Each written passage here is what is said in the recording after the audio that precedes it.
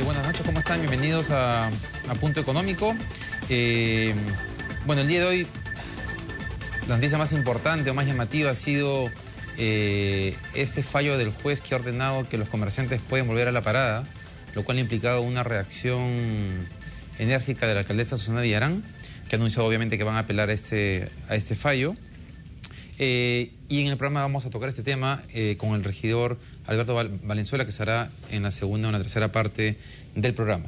En esta primera parte vamos a conversar con el presidente del organismo regulador de las telecomunicaciones, OCIPTEL, el señor Gonzalo Ruiz Díaz, por tres normas o algunas normas que están directamente orientadas a beneficiar, digamos, a los usuarios del servicio de telecomunicaciones. Señor Gonzalo Ruiz Díaz, ¿cómo está? Buenas noches. Buenas noches, ¿qué tal? Antes de comenzar, solamente una pregunta general y un comentario. Hoy día, Semana Económica, la revista que tiene además su servicio de información diario, ha señalado que aparentemente Entel Chile ya cerró la compra de Nextel Perú. Quería aprovechar para preguntarle si es que esto implicaba algún tipo de... si Entel Chile comprase, o sea, se concretase efectivamente, ¿esto implica algún tipo de renegociación del contrato, tal vez de concesión, que podría implicar mayores montos de inversión o, digamos, a un tercer operador mucho más potente en el mercado?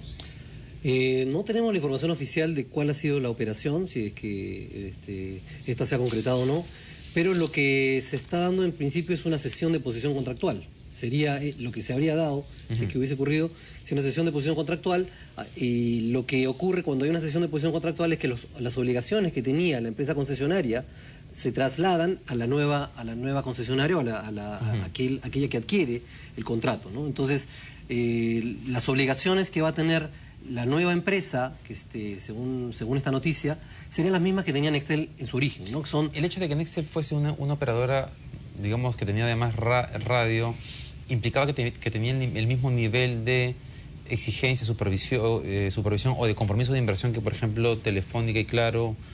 O sea, ¿y eso podría cambiar en el futuro? ¿O? Los contratos, cada contrato de concesión tiene sus propias metas. Normalmente las metas de los contratos de concesión antiguos, como los contratos de Nextel, tienen metas de expansión en términos de capacidad del número de líneas, o número de afiliados o número de abonados, ¿no? No hay que olvidar que esta empresa, la empresa Entel Chile, que es Américatel en el Perú, tiene también sus propios compromisos contractuales y su propia contrato de concesión. Entonces, lo que estaría haciendo, si es que ocurre, si es cierto esta noticia, es que estaría asumiendo nuevos compromisos asociados a las obligaciones asumidas por Nextel.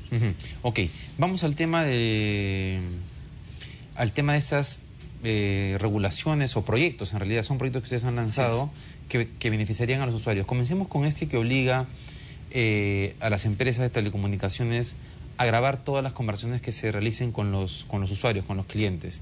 ¿Por qué OCIPTEL se ha visto en la necesidad o interesado, motivado a sacar una normativa de este tipo? Lo que ya existía actualmente es que las empresas, cuando hacían contratos por vía telefónica, es decir, nosotros comúnmente recibimos la llamada de algún asesor que le solicita o que le informa sobre las ventajas de una promoción. Y lo que se grababa era la parte final de la conversación, en donde se establecían una serie de afirmaciones y respuestas del usuario. Sí. Claro. Lo que se está haciendo es trasladarle, ahora establecer la obligación de que se grabe toda la llamada, porque en la conversación que hay con el asesor, justamente el asesor le da información al usuario respecto a los derechos o las características de los planes que le están ofreciendo. Y muchas veces han habido reclamos que hemos recibido en OCIPTEL de usuarios que se quejan de que se les informó una cosa distinta a la que se les está ofreciendo, ¿no? Y creemos que esto es una garantía adicional para los usuarios, ¿no? Y en estos casos que ya han sucedido, no ha sido posible verificar finalmente quién tenía la razón. Es más difícil, ¿no? Porque es el dicho del usuario frente digamos, al de la empresa, pero no hay ninguna prueba, digamos, ninguna grabación en la que pueda constar que se le informó erróneamente al usuario. Lo que se hace el OCIPTEL también, adicionalmente, es supervisiones, digamos, a través de clientes incógnitos. Se hace pasar por clientes incógnitos, en donde llama para solicitar información, y en caso de que se dé información errónea, también establece procedimientos sancionadores. Pero esto es otra vía que es la vía de supervisión. En el caso de los usuarios, lo que queremos es permitir al usuario que tenga derecho a acceder a toda la información para poder defender él mismo sus propios derechos. Ahora, en este caso en particular, si ya se aprobase este proyecto o esa norma, ya están establecidas las sanciones que tiene que pagar la empresa en caso de no haber cumplido con aquello que ofreció al cliente. Así es, en general las infracciones vinculadas con información son consideradas graves, ¿no? El grave, de acuerdo a las normas de los OIPTEL, van desde 150 hasta 150 UITs, ¿no? O sea, una sola denuncia puede llevar a ese tipo de sanción.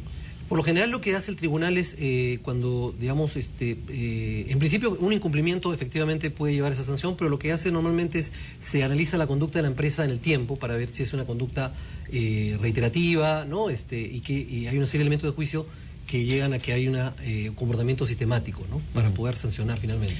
Ok, otra de las... Esto es un proyecto, ¿no es cierto? Que ha sido puesto a debate público, digamos. Efectivamente, lo que ha hecho el OCIPTEL es prepublicar dos proyectos de normas. Uno es un proyecto de modificación del reglamento de condiciones de uso de los servicios de telecomunicaciones, en donde se establecen una serie de modificaciones y añadidos a la regulación existente que fortalecen los derechos del usuario.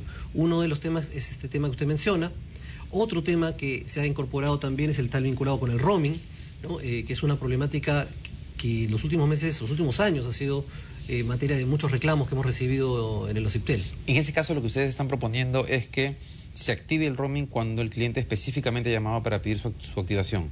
Efectivamente, lo que hay hoy día es que la activación del roaming se hace por defecto, es decir, en general en los contratos que tienen los usuarios se asume que el usuario requiere el servicio de roaming.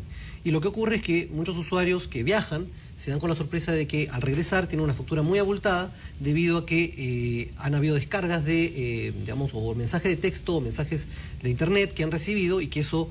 y se le está cobrando por ese servicio un servicio de roaming, un servicio sumamente que tiene un precio mucho más alto por las características del roaming. Usted sabe que cuando una persona, un usuario viaja, digamos, ese teléfono que lo acompaña se conecta con la red de telecomunicaciones en otro país y esa red le cobra a la empresa local un monto bastante que se traslada al usuario final, ¿no? Entonces, la idea acá es que el usuario tenga el derecho, digamos, a decidir si requiere o no requiere el servicio de roaming, ¿no? Y eso es un poco lo que se está plasmando en esta propuesta. Las tarifas en el tema de roaming, es posible verificar, porque son bastante altas, es posible verificar si se justifican esos precios tan altos que te cobran, no solamente por el tema de la llamada, sino que también activas el tema de datos, por ejemplo, y muchas veces, digamos, te llega un mail con un archivo X que tú no esperabas y la tarifa puede salir volando. Pero digamos, las tarifas que se aplican son justificables en términos de los costos que implican. Hay un problema de jurisdicción acá, porque el regulador del Perú no puede regular las tarifas de una empresa localizada o un operador de otro país. Entonces lo que están haciendo muchos países es realizar acuerdos bilaterales. El Perú está haciendo acuerdos bilaterales con Ecuador y con Brasil para establecer acuerdos conjuntos que permitan a los países atenuar o reducir las tarifas en estos servicios. Pero quien me cobra a mí es el operador local. Claro, que le traslada al usuario local los costos del servicio que le cobra el operador en el país que ha sido visitado, ¿no? Claro, entonces, pero lo que voy es, estamos seguros de que el precio que se cobra en el Perú, la mayor parte está conformado por el precio que efectivamente cobra el operador internacional, o es que el operador local aprovecha el servicio de estar afuera y el margen mayor queda, digamos, en manos del operador local. Bueno, hay que tener en cuenta que los servicios, en general, los servicios móviles son servicios cuyos precios no son regulados, ¿no? ¿Por qué? Porque se asume que hay competencia, ¿no? En el caso del roaming lo que ocurre es que no existe mucha competencia porque finalmente el usuario no termina decidiendo, digamos, con qué operador se interconecta en el país vecino. Pero para responder un poco tu pregunta, lo que ha venido ocurriendo en los últimos meses es que los operadores ya vienen reaccionando frente a estos intentos que a nivel internacional se están haciendo para reducir las tarifas de roaming, y hay ofertas mucho más económicas que ofrecen los operadores locales para el roaming. Uno observa en los aeropuertos ofertas mucho más económicas y que empieza a surgir más competencia entre los operadores locales por planes más económicos de este tipo de servicios. O sea,